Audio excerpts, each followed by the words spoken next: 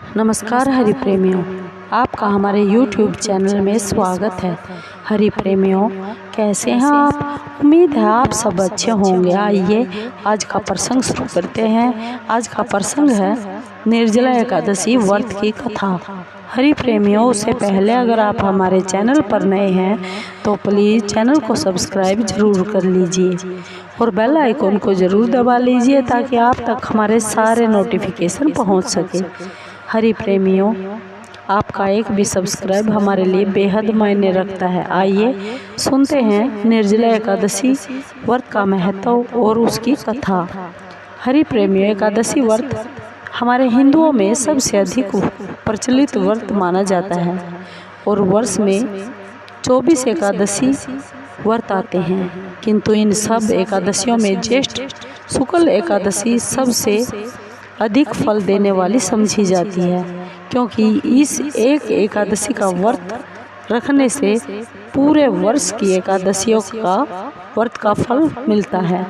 निर्जला एकादशी का व्रत बहुत ही संयम और साध्य है।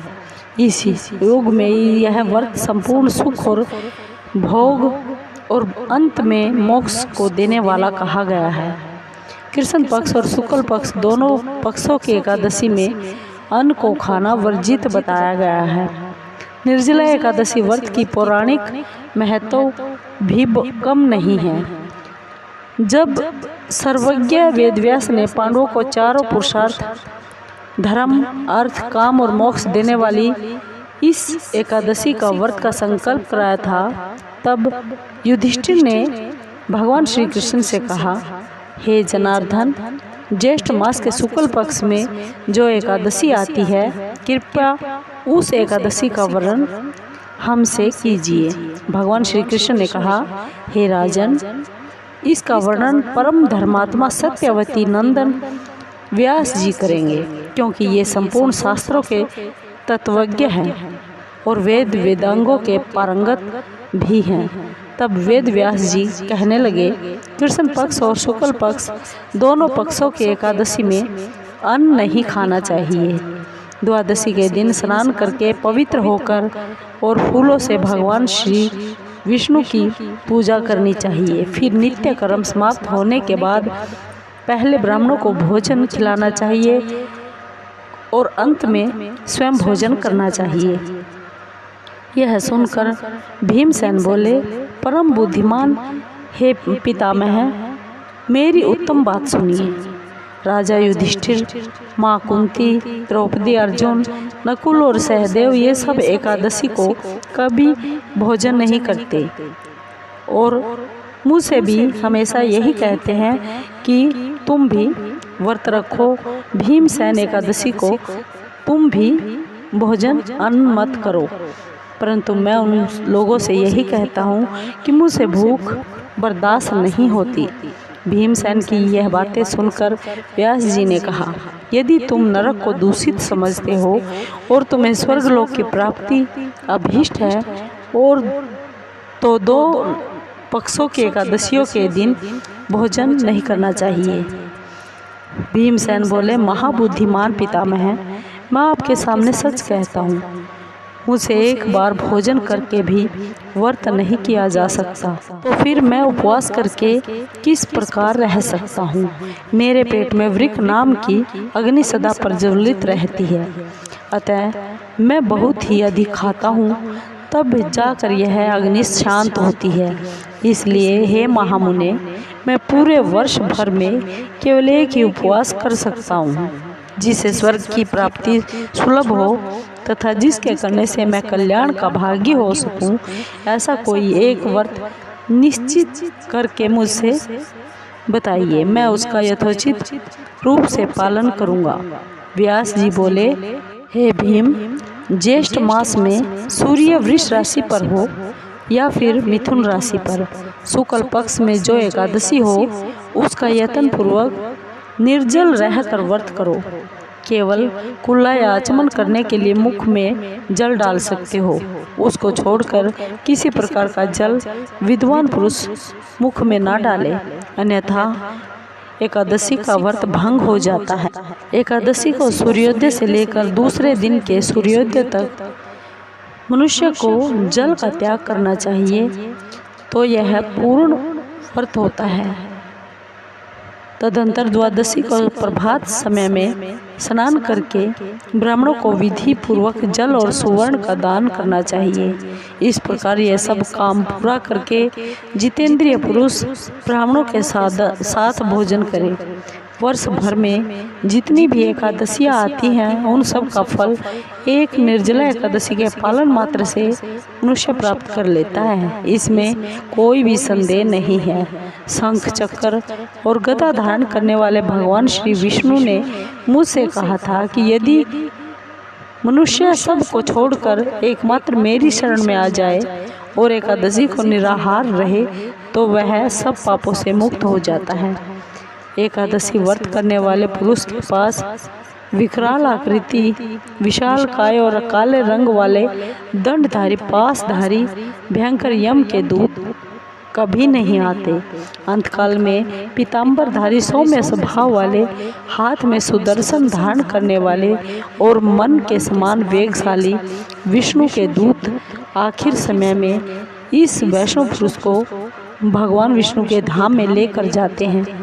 अतः निर्जला एकादशी को पूर्ण यत्न करके उपवास और श्रीहरि का पूजन करना चाहिए।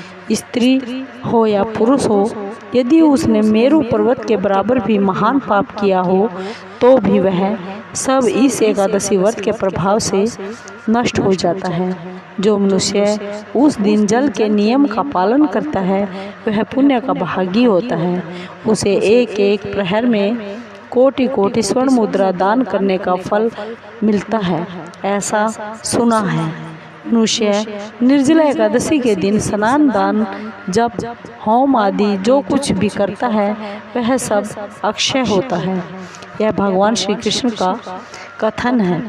निर्जला एकादशी को विधि पूर्वक उत्तम रीति से उपवास करके मनुष्य वैष्णव पद को प्राप्त कर लेता है। जो मनुष्य एकादशी के दिन अन्न खाता है वह पाप का भोजन खाता है। इस लोक में वह चांडाल के समान है और मरने पर बहुत ही दुर्गति को प्राप्त होता है। जो ज्येष्ठ के शुक्ल पक्ष में एकादशी को उपवास करके दान करता है वे परम पद को पाता है। जिन्होंने एकादशी को उपवास किया है वे ब्रह्म हत्यारे, शराबी, चोर तथा गुरुद्रोही होने पर भी सब पाप से मुक्त हो जाते हैं। हे कुंती नंदन, निर्जला एकादशी के दिन श्रद्धालु स्त्री पुरुषों के लिए जो विशेष दान और कर्तव्य है उन्हें सुनो। उस दिन जल में शयन करने वाले भगवान श्री विष्णु का पूजन और जलमयी धेनु का दान करना चाहिए, या फिर प्रत्यक्ष धेनु या घृतमयी धेनु का दान उचित है। पर्याप्त दक्षिणा और भांति भांति की मिठाइयों द्वारा यत्नपूर्वक ब्राह्मणों को संतुष्ट करना चाहिए। ऐसा करने से ब्राह्मण जरूर संतुष्ट हो जाते हैं और उनके संतुष्ट होने पर भगवान श्रीहरि मोक्ष प्रदान करते हैं। जिन्होंने शम, दम, दान में प्रवृत्त होकर भगवान श्रीहरि की पूजा और रात में जागरण करते हैं वह इस निर्जला एकादशी का व्रत किया है। उन्होंने अपने साथ ही बीती हुई 100 पीढ़ियों को और आने वाली 100 पीढ़ियों को भगवान वासुदेव के परम धाम में पहुंचा दिया है। निर्जला एकादशी के दिन अन्न, वस्त्र, सैया, गौ, जल, सुंदरासन, कमंडल तथा छाता दान करना चाहिए। जो श्रेष्ठ तथा सुपात्र ब्राह्मण को उसे जूता दान करता है वह सोने के विमान पर बैठकर स्वर्गलोक में प्रतिष्ठित होता है। जो इस एकादशी की महिमा को भक्तिपूर्वक सुनता है और या फिर उसका वर्णन करता है वह स्वर्गलोक में जाता है। चतुर्दशी युक्त अमावस्या को सूर्य ग्रहण के समय श्राद्ध करके मनुष्य जिस फल को पाता है वही फल इसके श्रवण से भी प्राप्त होता है। पहले दंत धावन करके यह नियम कर लेना चाहिए कि मैं भगवान श्री विष्णु की प्रसन्नता के लिए एकादशी को निराहार रहकर आचमन के सिवा दूसरे जल का भी त्याग कर दूंगा। द्वादशी को देवेश्वर भगवान विष्णु का पूजन करना चाहिए।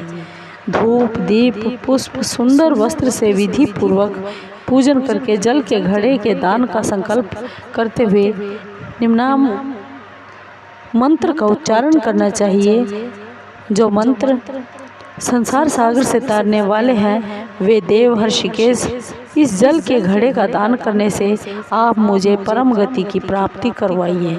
भीमसेन, ज्येष्ठ मास में शुक्ल पक्ष की जो शुभ एकादशी होती है उसका निर्जल व्रत करना चाहिए। उस दिन श्रेष्ठ ब्राह्मणों को शक्कर के साथ जल के घड़े का दान करना चाहिए। ऐसा करने से मनुष्य के पास भगवान विष्णु खुद आकर आनंद का अनुभव कराते हैं।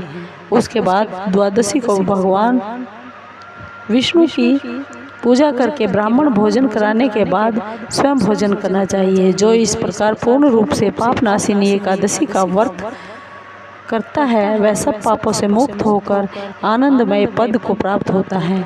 यह सुनकर भीमसेन ने भी इस शुभ एकादशी का व्रत आरंभ कर दिया। तब से यह लोक में पांडव द्वादशी के नाम से जानी जाने लगी। ज्येष्ठ शुक्ल पक्ष एकादशी के दिन ही भगवान श्री कृष्ण ने देवी रुक्मणी का हरण किया था। अतः यह एकादशी रुक्मणी हरण एकादशी के नाम से भी जानी जाती है। हरि प्रेमियों, आपको निर्जला एकादशी व्रत की कथा कैसी लगी? अगर आपको अच्छी लगी हो तो प्लीज़ चैनल को लाइक कीजिए, शेयर कीजिए, सब्सक्राइब कीजिए और कमेंट जरूर कीजिए। धन्यवाद। जय श्री कृष्ण, जय श्री विष्णु।